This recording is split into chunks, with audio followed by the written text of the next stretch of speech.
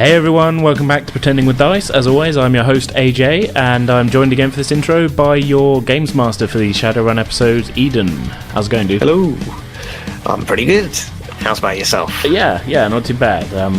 I thought what we might do for this, but all of being the intro to the final part of our sort of little Shadowrun story, I wanted to ask you if it had sort of gone the way that you'd expected it to go, really. What with it being your first time GMing and that, and were there any specific instances where you thought like, oh, they're going to go this way, and then we took a complete turn and went off the reservation, as it were? 100%. I mean, obviously I did a little bit of research beforehand about other people GMing, and I'd witnessed you doing your thing. Yeah. And that had already put in mind the idea of like, okay, I can plan so much. I can go so far and expect people to do this much, and then after that, everything's off the table. Who knows what's going on at that point? And I think like the one that really shocked me the most was you, and it happened in the last episode, was you as Selas decided to shoot Dieter just out of the blue. I felt a bit backed into a corner, like, because you were like, he definitely sees you, and I was like, well, oh god, you know, that you just described like a tank full of like guys who would immediately either kick the shit out of me or kill me. I was like, I've got to do something to stop them coming back. Well, it was that caught me, and I suppose I could have been a bit more cruel and maybe sent the truck back after you. Who knows, maybe that's coming up in this episode. I suppose I've just spoiled that. Spoiler alert. But no, I thought that like you were going to be a much more passive person at that point, and that you might possibly get caught yourself, and that we might have a little bit back at the club. And I think so did I, really. Like in general, I felt like Selas would like. I took pistols as a skill just as like an afterthought. So I was like, well, I should probably have some kind of weapon skill. Mm-hmm. But going into it, you'd been like, you know, before we played and that, you were like, Jason's playing a street samurai. He's going to be like the combat guy, and you're going to be the sort of tech guy. And I was like, oh, cool, okay, I won't need to worry too much about getting into fights. But then you ended up right in the thick of it there. Yeah. And yeah, aside from that, obviously the romance, let's say, with Dascha, like I really was not expecting that turn of Jason putting it on so hard. Yeah. I felt that like, yeah, this character's going to succumb to that. Like, this is a charming obviously guy. So again, spoilers for, you know, the majority of the date is yet to come for our listeners, but it was like, oh, this was not a direction I thought this was going to go in. That's it, and I think that steered us quite a long way away from a lot of the combat, because Dascha was going to be like the big threat, the looming, like, this is the active presence in the club right now that's going to coordinate all of the other henchmen, and it's going to, like, they're going to descend on you at some point if you mess up.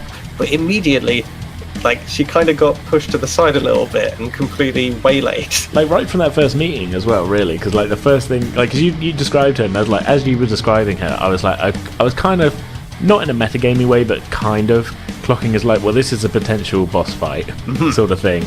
But Jason's response was to immediately start flirting with her. That's it, and I think ultimately Dieter was going to be part of this kind of like little crew. The three of them, the bosses. I mean, obviously things aren't over yet, but the bosses was Dieter, Dascha, and Oskins. Yeah. And we've kind of dealt with two of those to a great extent at this point. Yeah. So, yeah, coming into this episode, we'll see how things get mobbed up. I mean, I think we've kind of sort of obliquely referenced it before. We did record the whole storyline in one go, which is not something we always do. Oh, not at all. I mean, a little bit of it. I think I've probably mentioned it before to our listeners, but a little bit of a peek behind the curtain. We tend to do 3.5 hours, would you say, recording session? Yeah, usually something like that. Yeah, when we play D&D, and then I can just about make 3 episodes out of that, and then we'll do another one, and when we're doing like a 6-episode story, I mean, our first storyline was 6 episodes, and we played in 2 sessions, didn't we? So it's sort of, that's kind of how we go. So I'm sort of forgetting what my point was going to be, but but yeah, the fact that we've kind of recorded it all in one go, it kind of had a bit of a sort of momentum to it, which is I'm hoping has come across with the episodes, really.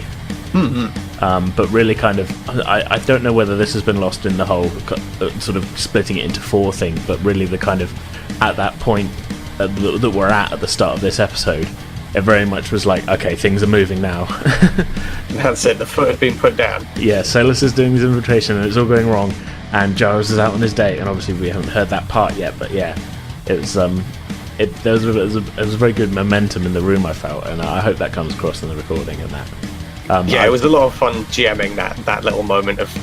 I mean, we had a little discussion, talked about the idea of like, okay, we can get this done, and then I was like, okay, right, I need to like get the momentum going in my mind, get the pace going. How do I kind of like work this out? And I'm glad that it worked out like it did, and hopefully people will agree. Yeah. Well, I think we've kept them waiting long enough. So here we are then. This is the final part. We should probably recap actually again, shouldn't we? Yes, indeed. Or we could just say, listen to the previous 3 episodes. It's not that much. Yeah, I feel like people should at this point. It is the last part, and it's really not going to make any sense if you just jump in at this point. Yeah. Okay. So yeah, this is. If you haven't listened to the others, go back and listen to the others. I think we could probably just say, in case you've forgotten, the last moment of where we left off was Selas had followed the tunnel along from the back of the club and spotted Dieter sending his boys out to go grab Bonnie, and Dieter had turned around, spotted Selas, and Selas had decided. I said this in in weird third person, but Selas decided that his response to Dieter immediately seeing him was like, "Oh, I'm going to pull my gun out and shoot him," and that is pretty much exactly where we left off. That's it. Dieter is in complete shock, as was I. Yeah. And spoiler alert, that's exactly where we're going to pick up again. So, any final words for these? Because we've kind of done this as a sort of interview in four intros, haven't we? Mm-hmm. Any final thoughts you want to add? God, you put me on the spot now. Yeah, sorry. Excelsior. I don't know. True believers. Yeah. Or farewell, true believers. Something like that. But I just want to say enjoy, I guess. Yeah. Awesome. Cool. Oh yeah. So enjoy, and I'll see you at the other end for the links and stuff. I'm bad at podcasting.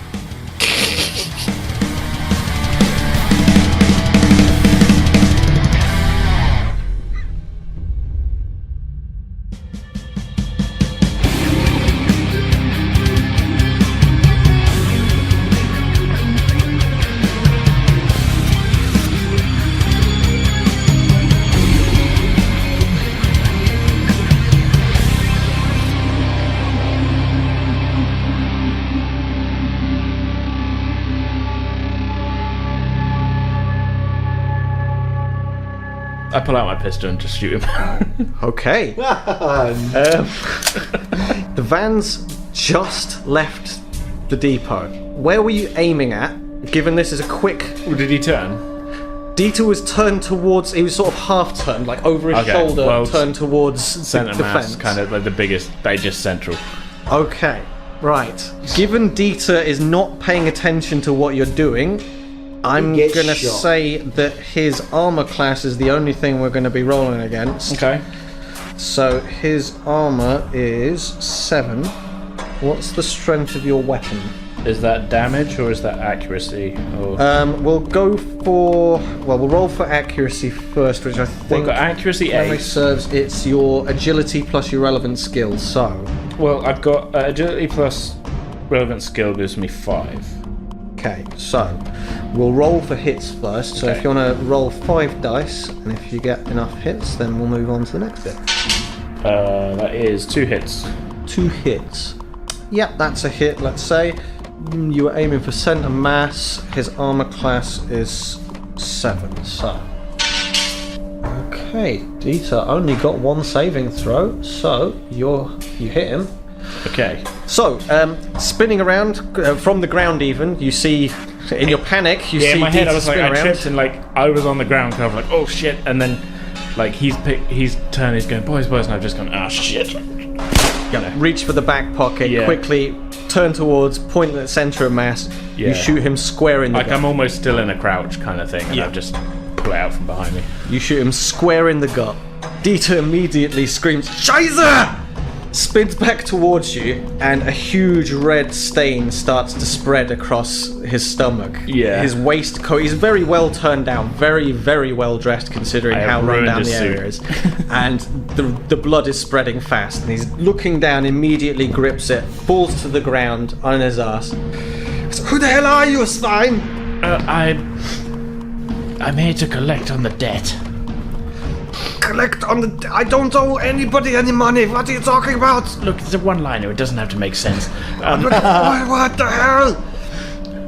He's fumbling, reaching for a pocket as he's saying this. I want to fire again if he's fumbling. Are you firing at him or are you firing to scare him? Oh, at him. At him? Where are you firing at him? Well, if he's on the ground now, just like... Seems like an easy target at this point. Yeah, well, okay, yeah, just kind of like if he's down, I'm just generally kind of like, because I don't feel like I can make a headshot, but it would be good. But you definitely want to aggressively attack him. Okay. Do you want me to use one of those scatter dice? Let's see. Because he's on the ground and you're basically right in front of him, I'm not going to say you need to roll to aim. Okay. Let's say you didn't hit him. You hit near his hand. Okay. It's enough to get him to sort of like stop what he was doing and stare you directly in the eyes with a look of intensity that says, okay, you've got my attention, what now? So you're the bad influence on me going, just kill him. Just fucking shoot him again. Well, you don't need him to hack his accounts. That's true. You don't know where his accounts are, though. So, he's probably got some electronic... If he's got an electronic device on him, you can hack that. Just shoot the fucker. That's what I'm saying. This is a tough decision, because I feel like the first shot was a desperate, like, oh god, I need to stop this. The situation's turned completely on its head. It really has, because like I don't know whether I feel like even like just executing the dude would be kind of a little bit sort of. Is it really in your character's wheelhouse to just be like, I've got you at my mercy, boom? Like, he's a nerd. Have you seen? This have is you for seen all those Twitter? Times. Have you seen Twitter? Get super You're asking me. internet angry. I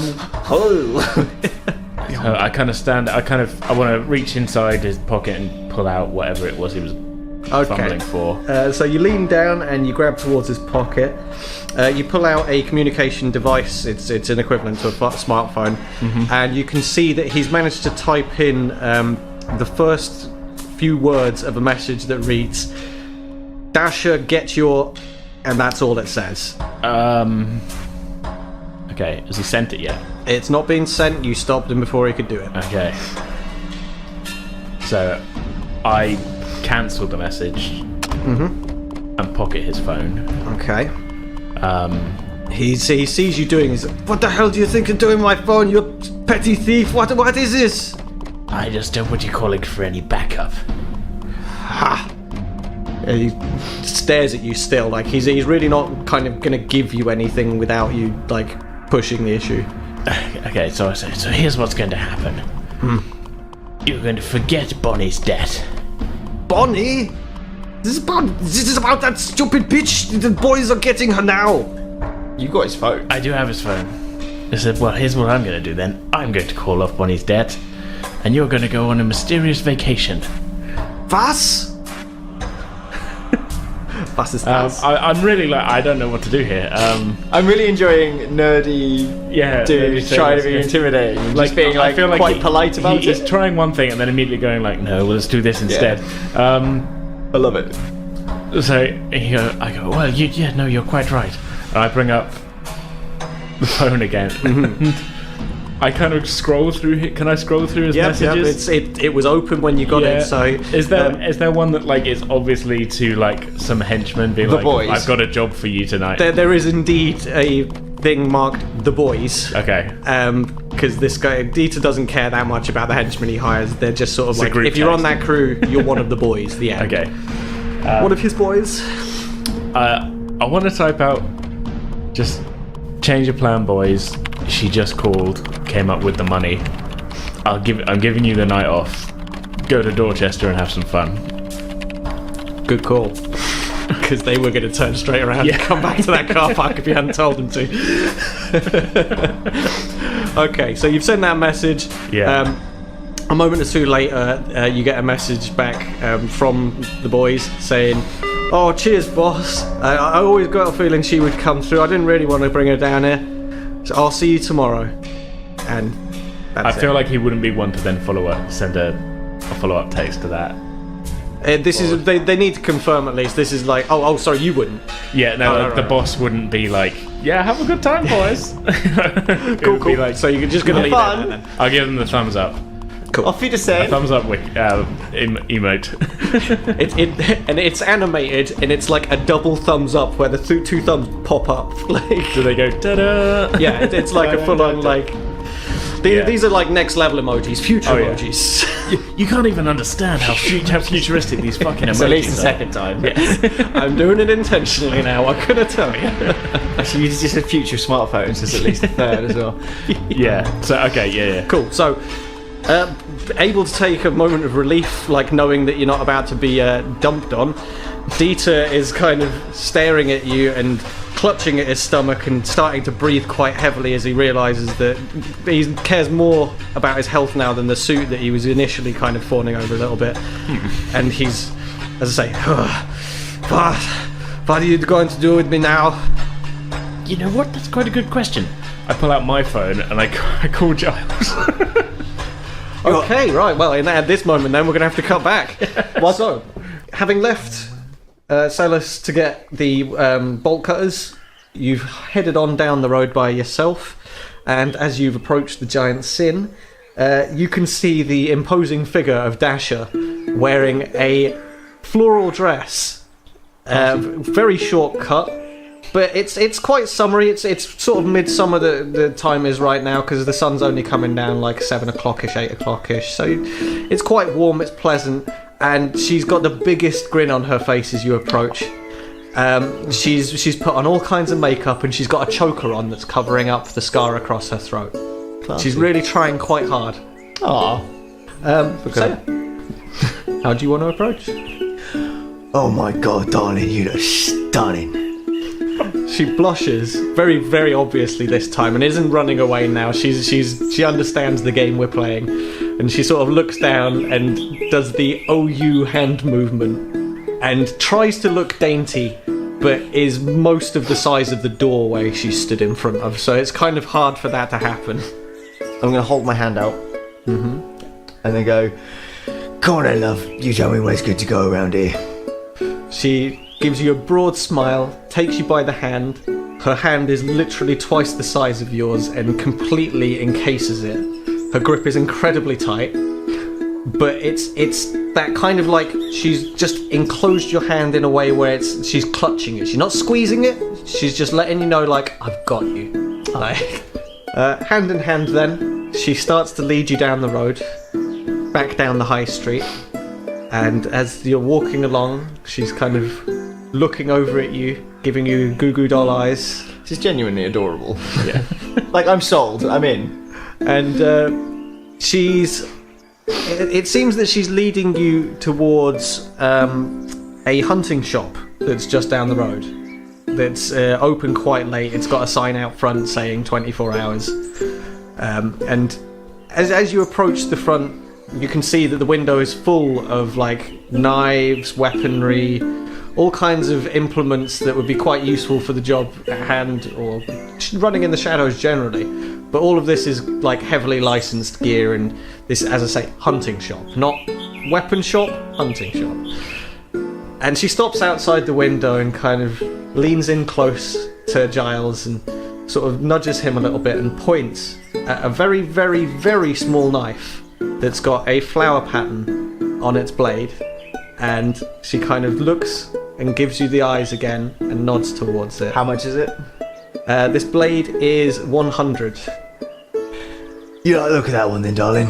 She flutters her eyelashes and smiles, and for a moment she has a look on her face that she wants to express something more and can't. So she pulls out her phone and she taps away for a few seconds. I swear to God, this fucking emojis, I'm out. You're out. Language. She turns the phone towards you, and on the phone is a smiley face, Motherfucker. the double thumbs up emoji, animating at double speed. Ta-da! The peach and the wave, and then she sort of points that at you and smiles again. Okay. Alright then, darling. Give me a second. You wait just here. And she stands outside diligently. And I go inside. So inside of the hunting shop, you're met by a very tall elf. He's a clear foot taller than your typical elf. And he sort of moves his head left and right, weighing you up as you walk through, and says, "Evening, mate. How can I help you?" You're right, fella. I'm on a date, and the girl I'm with, she's a charmer. She really is. I just need to buy that little knife out the front there. The one in the window? Yeah, mate. The one with the flower on it. Oh, lovely little thing, that one. He comes out from behind his desk and moves over to the where the window display is. It's one of those ones where it's like fully blocked off from the inside, and he has to open a door so he can see out. He opens the door, and his face completely changes as he glances at Dascha and then looks back at you, and he says, "Where's that lovely girl you're talking about?" Ah, she's just there, mate. He looks back out at Dascha and he looks back at you. He goes, "I can't... What?" You never dated a taller woman. He looks back out one more time, spots the floral dress this time, and kind of, with a confused look on his face, he goes, "Oh, whatever floats your boat, mate," and reaches in, pulls the knife through, and... As he reaches in, I like lean back and stare at his arse slightly. But I'm like out of view of the window so that Dascha can't see. As he pulls his arm back with the knife in hand, he turns back to you and sees where your eye line is, and just pulls a face of utter confusion and like, "All right, mate. Well, Sorry, mate. It's the height thing. I've got a real thing for people taller than me. all right. Well, not in that line of business." And he kind of very quickly makes his way behind the desk and asks for the money. Sorry, man. I didn't mean to make you feel uncomfortable. I give him an extra like 10 new yen as like an apology almost. His I face respect people's softens boundaries. ever so slightly, but he still, with a quizzical look, just kind of says, "All right, well, you have fun with your knife and your girl." Thanks, buddy. You have a good night, mate. Off into the night you go. So back outside, how do you want to present this to Dascha? Definitely not on one knee. I don't know how that Well, she knows I'm getting it for her, so what would I do? I think I literally just hand. Is it in a bag? What's he No, it's just been handed over. He wanted to make it a quick exchange after what just happened, so it was literally, you had the knife, he It's passed just a the knife, knife it's to not you, like- he took the money. It's not like a folding knife or anything. No, It's no, just- simple, very simple, just sort of straight knife with a flower design on the blade itself. Okay. I just grab the tip of the blade, give it a slight flick so that the handle's facing towards her. Here you go, darling. Okay, I want you to I roll know for you do. agility on that. My agility is 5. 5. Okay. And I'm going to say that in order to do that correctly, it's a difficulty. Bear in mind, my character is made of martial arts. Oh, yeah. I just like I the feel idea. like you use that excuse in every game we play. And it's been relevant in every game I play. I just like the idea that you can I've got a cock it skill up. of 6 with blades. True, Plus 2 with knives. Okay. So they've been relevant skills. This is a very small knife, though, a very finicky knife at that. So I'm going to say that you need to roll... I'm just making it up now. I think you should roll 3 dice with a threshold of 2 hits. I don't know why you're making this so tricky. You just need a you it's a just want some action. It's a small, finicky knife. He's a small, finicky guy, though. Yeah, it's not like I'm big. He is, but he's used to handling normal-sized weaponry. This is like literally How like... tiny is this knife? Because I've been. We're picturing talking it about like it's that size. It's not that small. That's just like if the handle's that much and the Okay. blade is that Alright, much. Yeah, no, like, alright, yeah. I'm not fighting you on it. we're talking about like the handle is like 2 inches. This is It's this is like a a blade penknife. that a child would struggle to hold in their hand. It's Okay. clearly an ornamental piece, like a letter opener or Yeah. something really. But Dascha likes it. That's all you need to know. Yeah. So, oh, whoops. Well, he hasn't got. 4, a 3, and a 1. Well, you flick that description of the move you made, so you've got the blade between your fingertips and you sort of flick it out towards her. It goes a little bit too far and catches you on the sort of... I'm trying to think what the, Thank God for fingerless gloves. what the phrase for that is. Oh, you're wearing fingerless gloves? Yeah, I've got my gloves on. Okay. As I said, Yep, you my did, you character did. is I know- always down. I know you're not... I know. Always DTF. We're not metagaming here. You definitely had your gloves up. Down to flick knives. So, you flick it a little bit too hard, and it hits against the edge of the glove. They're fairly tough leather gloves, but seeing you make this mistake, Dascha panics and grabs at your hand immediately, The knife falls to the ground, and she brings your hand up to her mouth and kisses it, and She is cradles adorable. it. She is. It's alright, darling, don't worry. Gloves. She's got tears in her eyes, where she's got a look of panic in her face that's sort of like, I asked you to buy this, and now this is happening, and I don't want it all to go wrong. Like, please don't run away. And I'm gonna look her in the eyes, and I'm gonna do this to you, so you understand. oh, right. Oh, I'm ready to feel it. I'm gonna try to do this in the voice. Woo me. Darling, don't you worry about it. Nothing can hurt me. I'm here for you. We got this.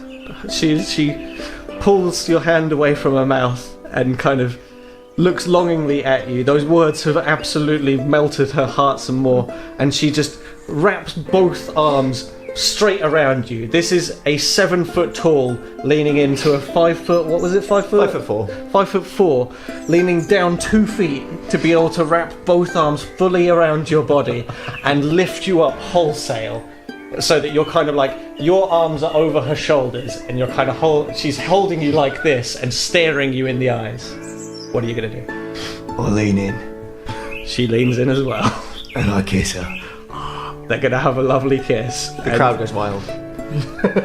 From the corner of your eye, well, the way that you've ended up stood outside of this shop, you've ended up facing the window, and you can see that in the corner of your eye, that door that was inside the shop has opened slightly, and you can see the shop owner's eyes kind of like just one furrowed brow staring at what's going on, like, what the hell is happening? Seeing that you've seen him, the door quickly slams and he disappears. She puts you down and picks up the knife from the ground, and it's like the length of her finger, this thing, but she holds it like it's the most delicate thing on the planet and that it's to be treasured, and she puts it into her hair, like slides it in, and at this point you could tell that she's kind of decided that like the night's going very well. The energy is up. She's very clearly high energy. She's not wrong. It's romantic as fuck. At this point, She's getting to third base. your phone rings. Sorry, darling. You look beautiful, by the way. 1 second. Giles, can you talk? Of course, mate. What's up? Well, I know you can talk, I just mean, Just, I'm on a date. Get to the point. I shot Dieter. Okay, cool. He's not dead. Wonderful. What do I do now? What do you think you need to do? Well, I thought I needed to ring you. I'm not very good at this kind of thing. Look, if you know what our problem is. Well, I've called off his goons, but, Alright, good work. it's quite complicated. There's a lot of blood, and, Have you settled the tab? the one with Tommy?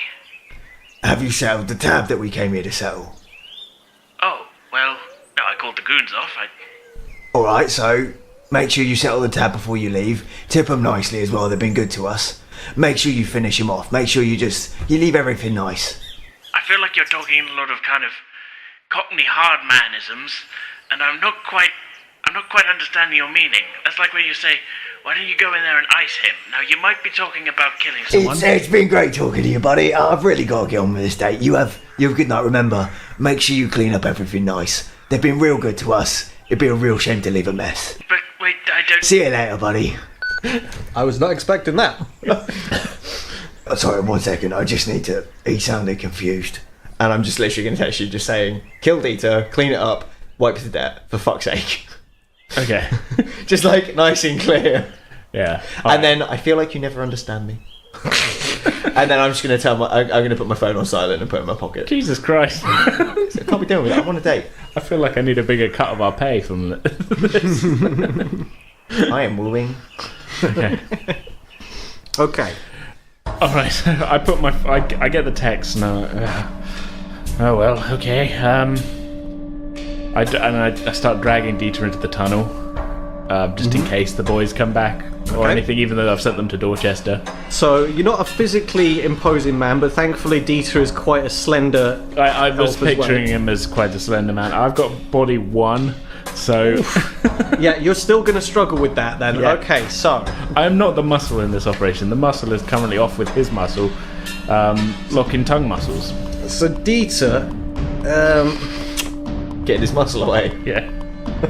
recognizing that you're going to try and move him and not really like seeing you immediately start to like tense up and struggle even before he's moved an inch, kind of looks up and goes, you fucking idiot! You have no plan, don't you? I'm going to die out here. You're dragging my body. We're barely moving an inch. And he kind of... Well, you're definitely going to die. I mean... Oh, fuck you! And he kind of gets onto... Show him the text. He gets onto one knee, clutching at his side, and kind of, through sheer determination, drags him, and leaning onto you a little bit, as much as you'll let him, drags himself up onto both feet, hunched forwards, clearly in agony. I'll fucking down my feet if that's the way it's going to be, you bastard. At least let me get back to my club. I want to die where I fucking love. Well, no, I can't let you go back to your club. This is a large customer. What else is at the end of this tunnel? Where are we going to go? Well, I was going to hide you in some bushes. What? Oh, fuck. And Dieter immediately just collapses back onto the ground. The blood is starting to pour a bit faster now. Okay, well while you're alive, I bring up his online banking on his phone. Okay. If I can. Yeah, absolutely. He's got a nice clear application that's just like you pop that on. Use his finger to use the... Yeah, that was what I was thinking. Any security is that kind of stuff where it's like he's swearing at you while you're doing it, but you can force a finger on there if you need to. Got him right there, and I want to transfer. Well, did we ever get told how much she owed? She owed 20k. Okay. Yeah. Now, I haven't confirmed that Dieter's banking details on the phone is the location of the debt, but there is an inexplicable amount inside of his personal account. Okay. It's only the personal account that you've got access to, and any of the transactions that are incoming appear to be legitimate. There's nothing overtly questionable about the sources of this money. Right. Okay. Is there enough in there to?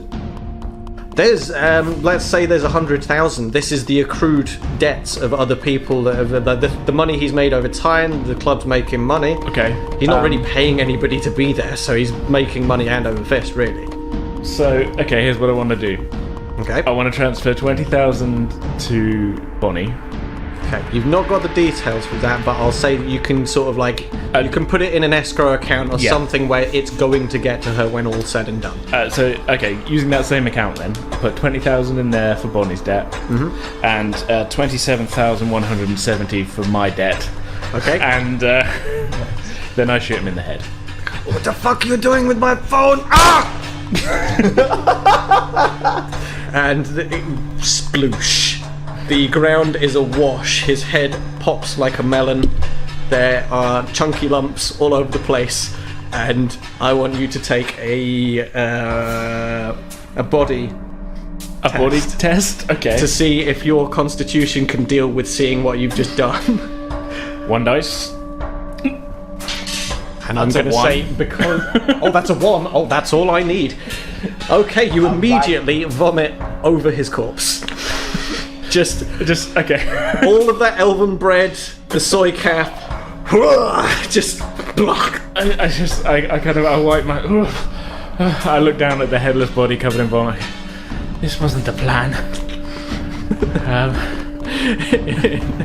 In your mind, you hear the echo of, "You don't have a fucking plan, do you?"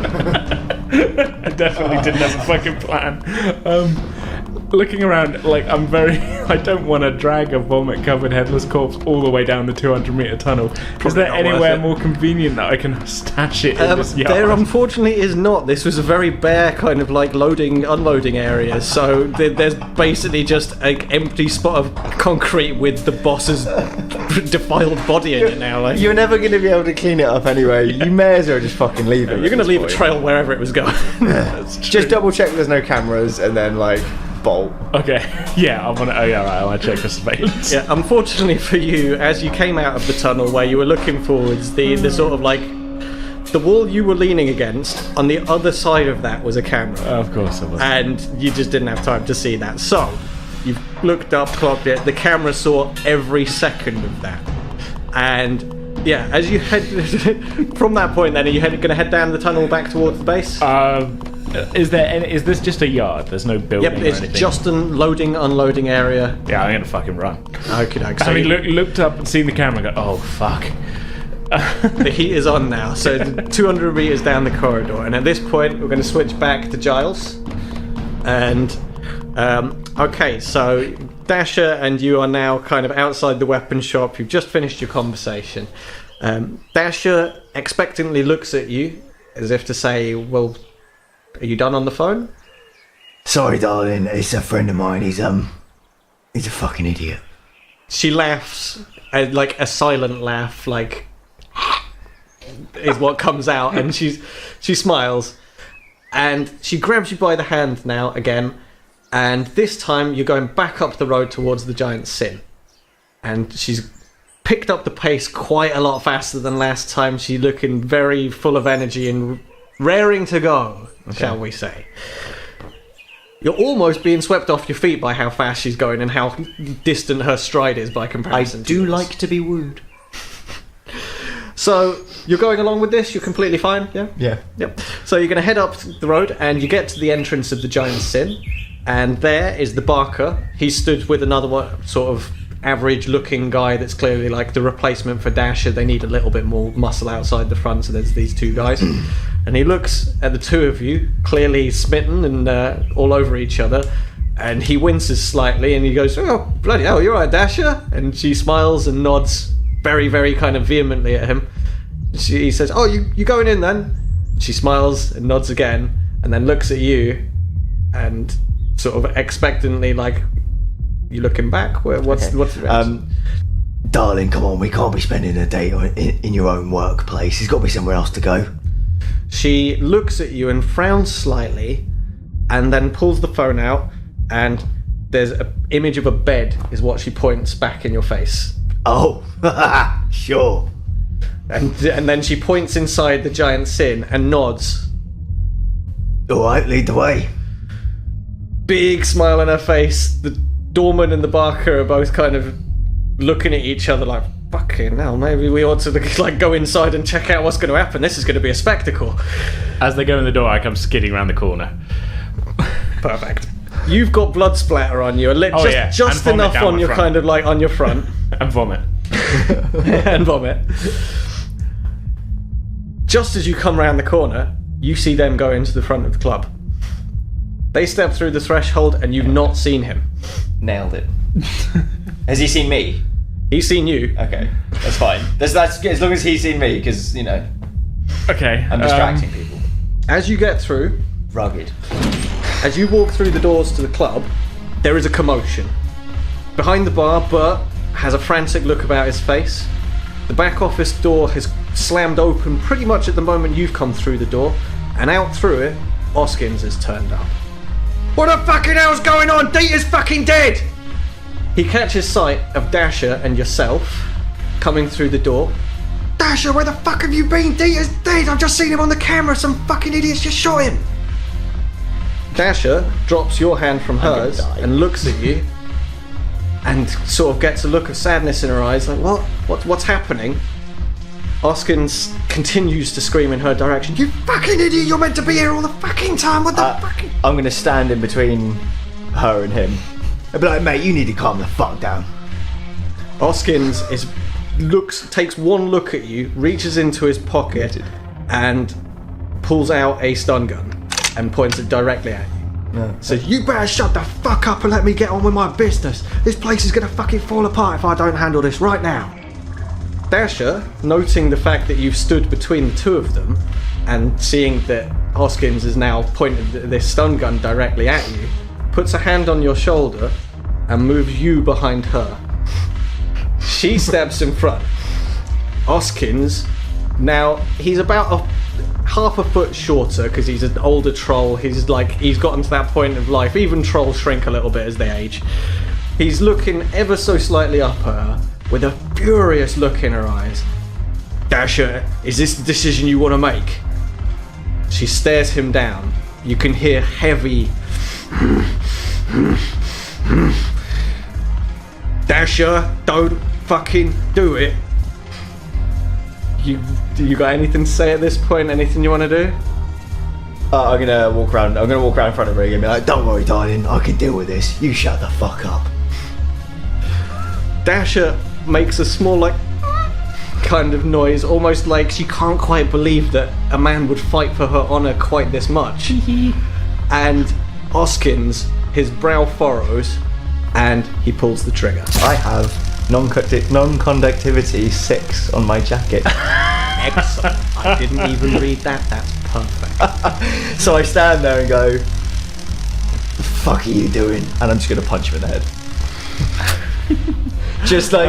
Just straight up punch him in the face. Okay, for fun's sake, Yep. at the same time, Yep. because he's fired this weapon, Dascha has also reacted. Okay. Both of you at the same time, Dascha over the top of you, and because her arms are long enough, Yep. and you underneath her, kind of in front. One from the left from her, one from the right from you. Both of them, one of them lands hard in the stomach, one of them lands hard in the face. We're not even rolling. Oskin's basically, from the midsection goes one way, from the head goes the other, and kind of crumples to the ground. Dascha hit him in the head, so that's where the force of the momentum mostly hit, and he goes down on that side, hits the ground hard, and is left going, "Oh, fucking hell." Stupid prick. Around the room, the various dancers have all stopped. They stopped the second the shouting started and are all looking directly at you. They're all catching glances of each other. Vanda is looking at Dascha. Dascha is ignoring Vanda for now, but is looking intently at you, with a look on her face as if to say, like, "You freed me. This is it. Like, I've dreamt of this moment." Rugged. And she grabs you, and it pulls another one of the under the arm lifts, and like almost like a bear hug I level just got this squeeze. image of my character, this 5'4", like 5'4", like hench as well, like literally shoulders the same as You are a his cube. height. Yeah. Yeah, but just like his arms just over the top of the shoulders, like. In the meantime, from the outside, Yep. you have witnessed these guys go in and then heard the vague sounds of commotion. Yeah. The two guys on the door, having already pulled that face like they wanted to go inside, have ran inside after Dascha and Giles to see what the hell's going on inside the place. So the door is open. You can pass through if you want. I feel like I okay. Here's what I had in mind as what like the panicked Selas was going to do. Skid around the corner because I was attempting to find Giles, but as soon as I saw him and Dasha going inside, I kind of skid to a stop. I'm like, oh crap, I can't. Oh no, well, I definitely can't go in there. And I see the guys go in, and I'm like, I just kind of count myself lucky that they didn't immediately turn and see me there, covered in blood and vomit. And I just turn on my heel and walk back towards the Giants Inn. Okay. Cool. So you're just heading off back, kind of like scurrying off to hide away. Like. There is a kind of a little bit of a tiny element there of like, well, Giles left me in it. I'm distracting them. I know, but like you weren't Fucking perfectly. particularly help. Like, yeah, but I don't know what's going on I know. inside. It was more like I didn't find you particularly helpful, and like I was basically being like, shit's going down, and you were like, yeah, whatever, deal with it, you know. Yeah, because from your end you were like, what the fuck is he saying? Yeah. So I'm just counting my lucky stars that I didn't get immediately seen as a guy who's just murdered, and I'm going to turn around and head for the inn and trying to wipe a bit of vomit off my front and that as I go. Okay. Yeah, you managed to you look like a reveller that's perhaps had too much of a good time by the time you get to the Well, that's Giants good. Inn. That's So nobody on the street has immediately true taken self. notice of you in a way where they're going to pull you aside or and shout you down or anything. I did put my gun away as soon as I shot Dieter. I'm not just waving it like. Yeah, I figured this was you're going to holster it at the very Like least. I'm panicked, but I'm not. I'm not like, oh no, I've just shot him out. I'm just like, oh shit, and I've kind of this did not go to plan. I've tucked my gun away. Cover it up, hide away. I'm getting away as quickly as I can, kind of thing. Rather than a panicked run through the streets of I've just shot a man. I shot a man on 5th Avenue and I didn't lose any votes. So, given you're in haste, are you going in the front or back? At the back. Back. Okie doke. So you I make feel your way like around we've used back. the back a lot now. You've stuck to it. It's cool. So you've gone in the back. You've kind of slammed through the front door, staggering in. You've made your way back with a lot of haste, so you're quite breathless by the time you're there. You stagger in through the door. Tommy hears the door slam against kind of its frame, and goes, "What the bloody hell? Who's that?" It's me, Tommy. A long story short, we're all absolutely fucked. But the job's complete, and by we all I mean me. But you won't have to worry about Bonnie's death anymore, and, well, neither will I, but I really need to wipe all this blood and vomit off of me, and I don't know where Giles is, but I'm pretty sure I'm now wanted for murder. Tommy pokes his head round the corner to see where you're coming into the stockroom and sees you covered in all of the fluids. He's like, oh, bloody hell, mate, you're not kidding about needing to clean up. It didn't go to plan. What did he do? Dieter was about to, Dieter had sent his boys to go and get Bonnie. What? Well, no, don't worry, I called them off. Oh, thank fuck for that. Yeah, I'm not a complete fool.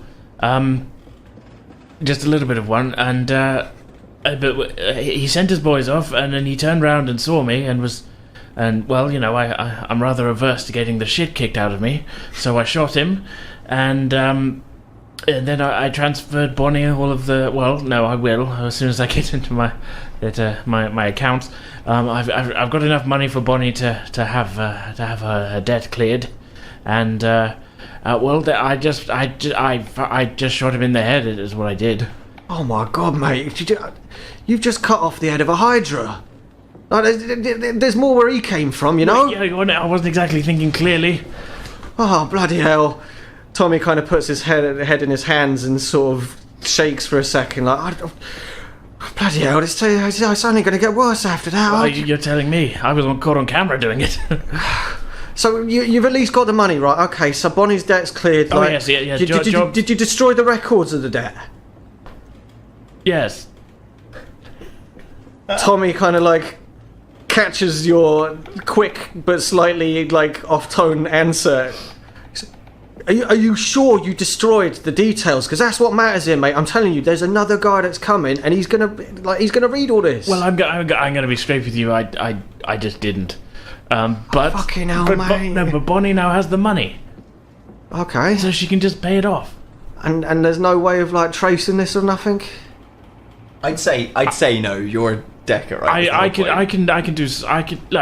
I'm starting to calm down a little bit now. I'm set, like, the doom factor is setting in of, like, oh god, I've really fucked up here. But also at the same time, like, the adrenaline's starting to wear off, and, like, he's going, oh, can you not do this? And I'm realizing that, yeah, I probably could do that. Just, I mean, it would take a bit of an extended dive into the Matrix to... Yeah, just take a breather and be like...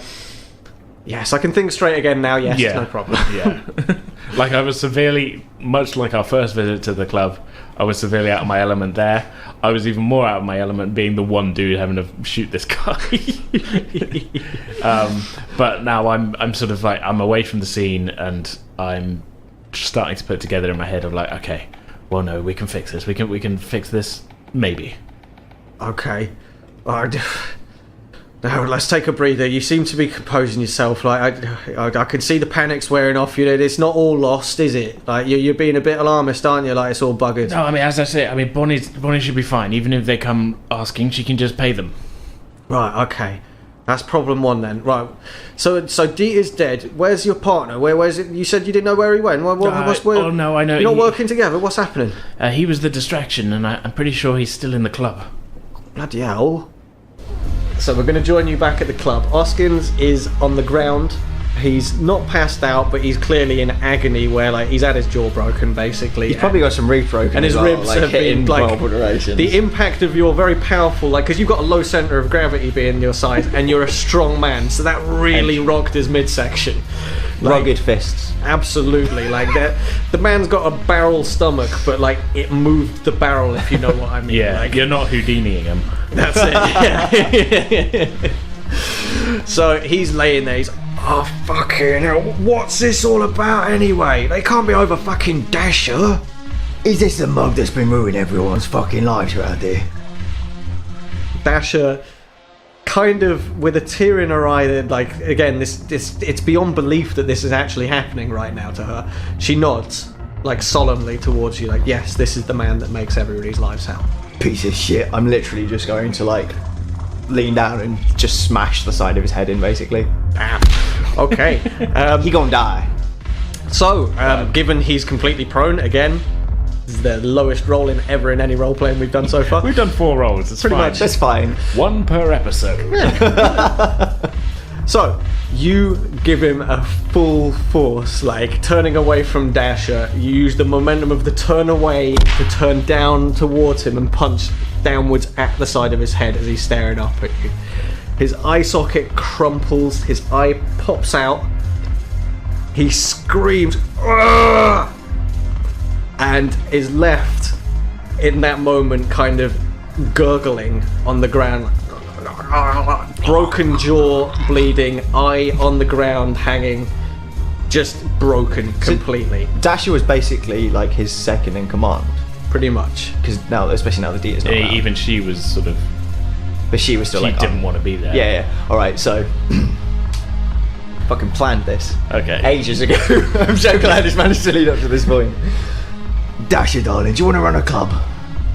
Dasha looks at you quizzically, as if to say, I really didn't expect this one, and then kind of looks around and sees the expectant faces of the other people that work in the club. But, hearing you say this, kind of calls over from the bar and comes out and says to you, like, am I hearing you straight? Like, you taking over? I'm not taking over. Dash is going to take over. I don't know anything about this fucking place. Dasha's taking over? And he looks at her, and she looks at him, and with a sympathetic look, she points towards the door, and his eyes widen, and he says, really? And she nods, and he immediately just doesn't even look left or right, just runs straight out of the door. He's gone.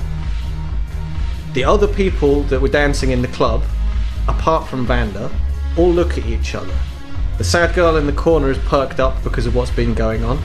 She's looking like, again, another face of absolute shock of, I can't believe this is happening. They are quickly moving towards their alcoves, their designated areas, and they're grabbing bits and pieces. They're clearly getting what few personal belongings they have together, and Dasha is nodding and smiling to each of them as they run out of the door with their things.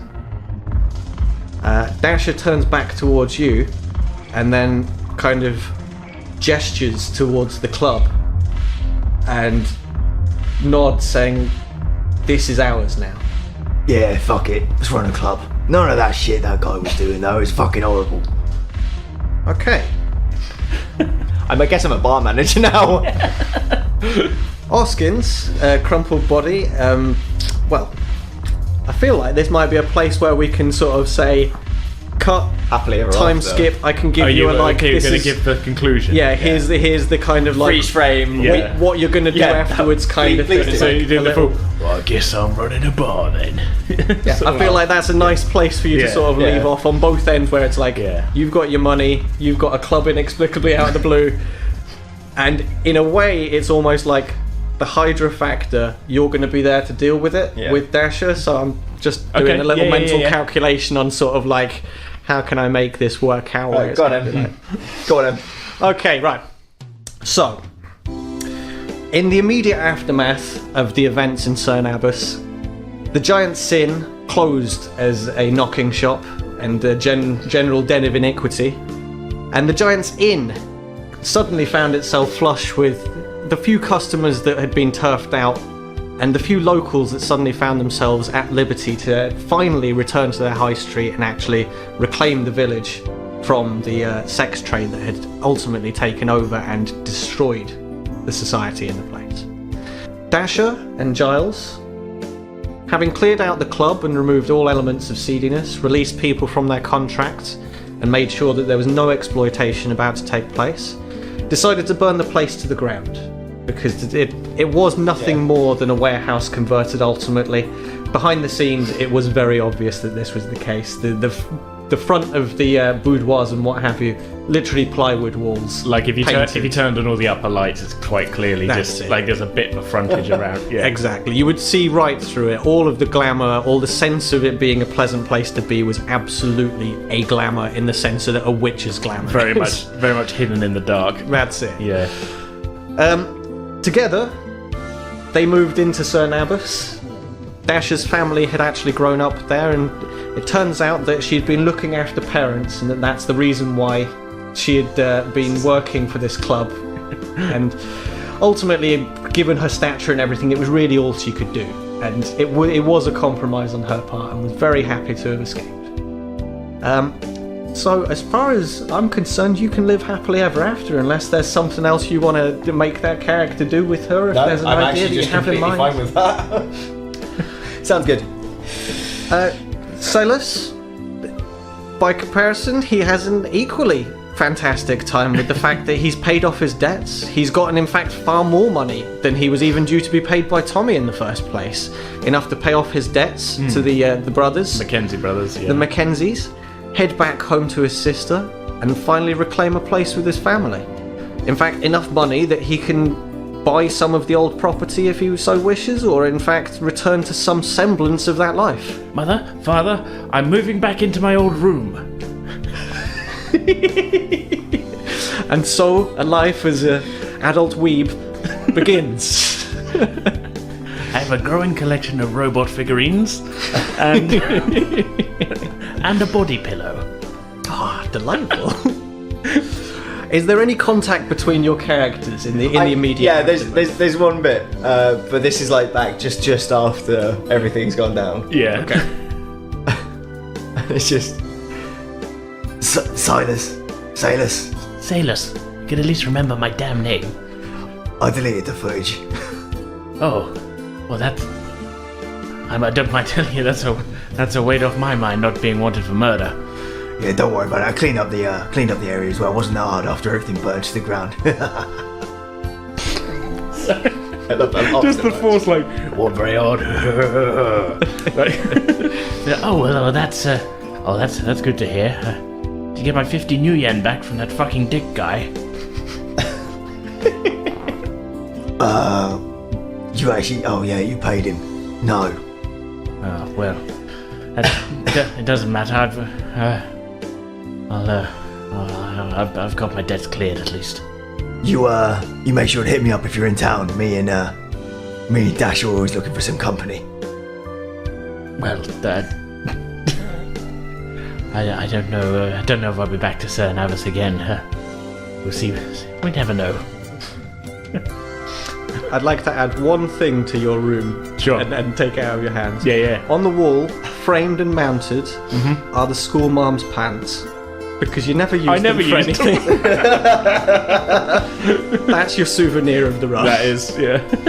So, back in town, Bonnie, flush with cash all of a sudden, and absolutely released from any sense of tension, finds herself far more capable to think straight, and makes contact with old friends back in the city, the ones that she'd lost contact with and had decided to herself mostly that she didn't like.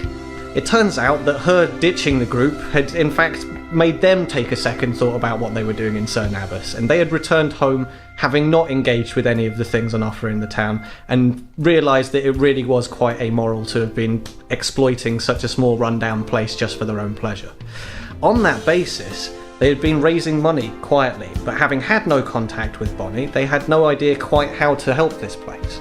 But reconnected, and capable of actually assisting this place without Oskin's men and Dieter's terrible debt collection agency going around and gathering up poor vulnerable types, Bonnie is able to increase funding for the clinic and actually help the town. Barry is given proper treatment. He's brought to the point where, whilst not truly off of the alcohol, he is capable of getting up and walking for the first time in years, and he actually is capable of a smile and has a small glimmer in his eye. Well, that's good to hear. Tommy, having always taken Bonnie to be something of a daughter figure...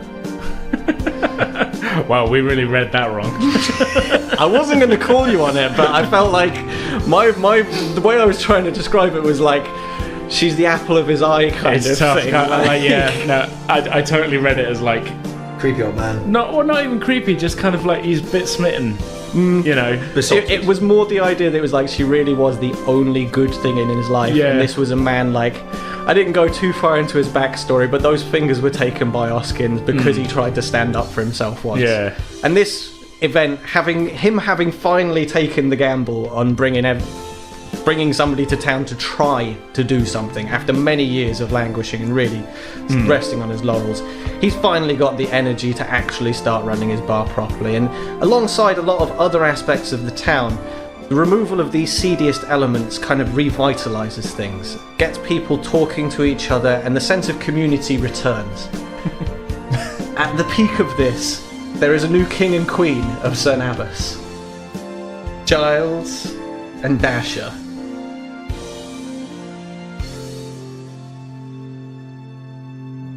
Gasher, if you will. Oh, I'm going to cut that out. That's fucking terrible. you brought it low in the dying moments. We're all triumphant. Oh, we've done a good thing. And you're just I'm bringing more this like to the Gasher, most. am I right? I took us deep into seedy town, and I'm trying to bring it back up It into helps. Victoryville. I've literally been Cockney and swearing every 5 seconds. Yeah, for the entire, Eden brought us down 6 into the depths, hours. and then we and then brought us right to the end, and then right at the minute you're like, nope, back in the depths. And I'm going to say box. gash.